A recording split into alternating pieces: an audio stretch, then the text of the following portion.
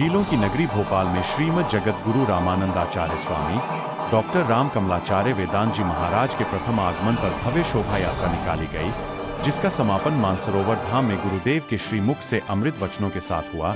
दैनिक India news की विशेष। बस महाराज जी का आशीर्वाद था और आदेश था कि भोपाल में नगर आगमन होना है, तो उनका आदेश तो जगत गुरु की एक रूपरेखा के हिसाब से होना चाहिए।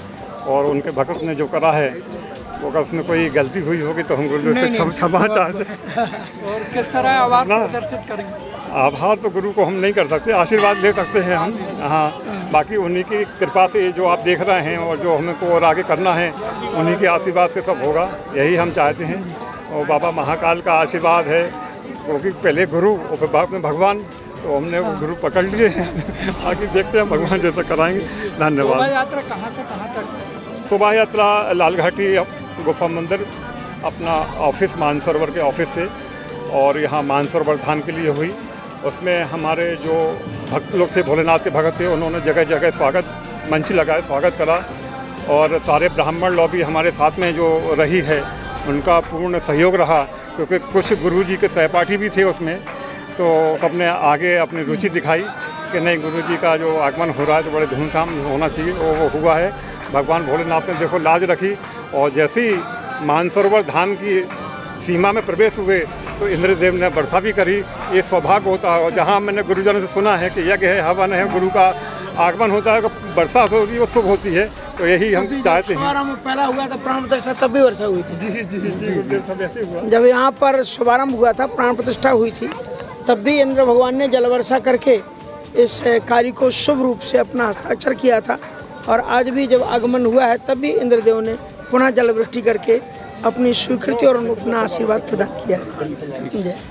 कहना चाहेंगे सारी जनता, यह अत्यंत पावन और भव्य दिवस है।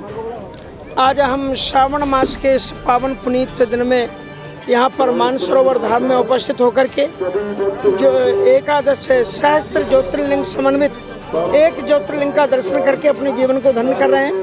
और मैं जगत गुरु पद प्रतिष्ठित होने के बाद में पहली बार के बीच में यहाँ पर आगमन हुआ है। और जो यहाँ नगर वासियों ने भव्य स्वागत, और आचार्यों ने, पुरोहितों ने, और हमारे साथियों ने जो हमारे साथ में पढ़े भी हैं यहाँ पर, और हमारे जो शिष्य हैं श्री पंकज जी ने, संजय कश्यप जी ने, और उनके समस्त परिवार ने जो किया है उसके लिए मैं बहुत ही अंतर्मन से प्रसन्नता का अनुभव करता हूं और उन्हें बहुत बहुत आशीर्वाद देता हूं।